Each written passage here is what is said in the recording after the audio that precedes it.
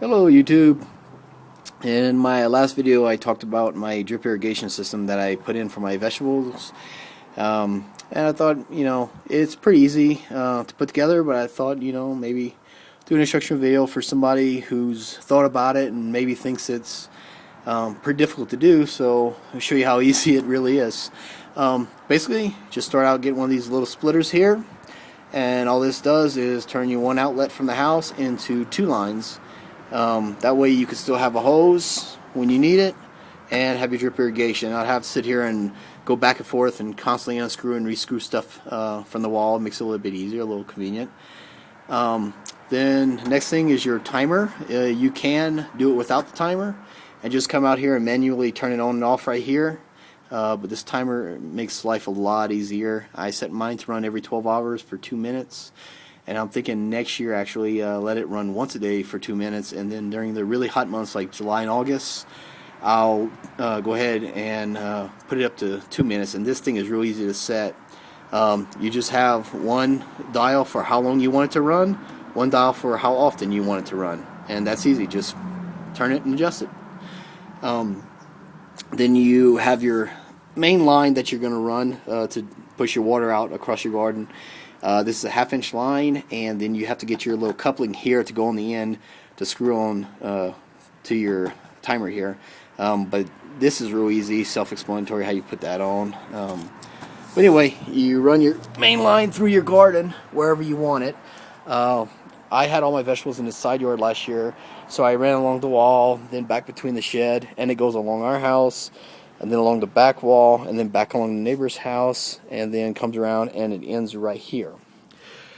And then at the end of your line, you basically just need one of these little caps to screw on so you don't spray water everywhere, and you actually have pressure in your line to be able to get to your plants, and that just snaps right on. That's easy. So once you have your main line laid out, basically you put in these secondary lines, and this is pretty much custom build. Wherever you need a plant, or wherever you're going to have something that you need water to, all you do is get one of these little spikes right here, and this is available with all the other supplies. Basically you put it on your tube, you push down, which I'm not going to do right now because I don't want to create a hole for no reason. It pops a little hole in the line, and then you take this little coupling here, and this is just a coupling connector, basically straight in. Push one end down into the line, into the hole you made, and then you're going to put this sticking up. And it doesn't matter which side because it's identical on both sides. Then you take your secondary line, which is this 1/4 inch, and it comes in a big spool. You basically lay it out to the length you need, cut it with just a regular pair of scissors to the length you need. You put the end of the tube, like right here, onto the other end of that coupling, and it just pushes straight in.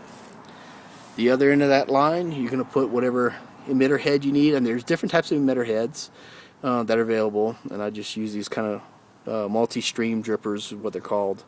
There's also some that are available that are on spikes, that way you could just spike it in, but I usually just put mine on the end of the tube and just kind of hang it into the pot and get a little piece of metal wire and kind of tie it off to the end so it doesn't go anywhere. I just let it drip in. And these heads are adjustable, so you just turn it back and forth to tighten and loosen.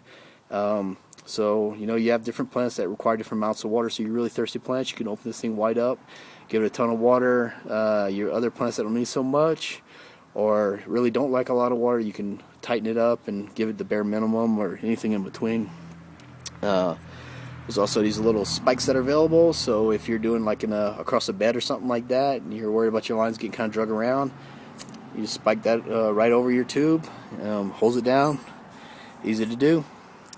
There are different tubes that are available, some that have little holes built in all over it, for like say lettuce or something like that you're going to have like a bed of it, and you can just put it out in rows and put these little stoppers at the end of the tube.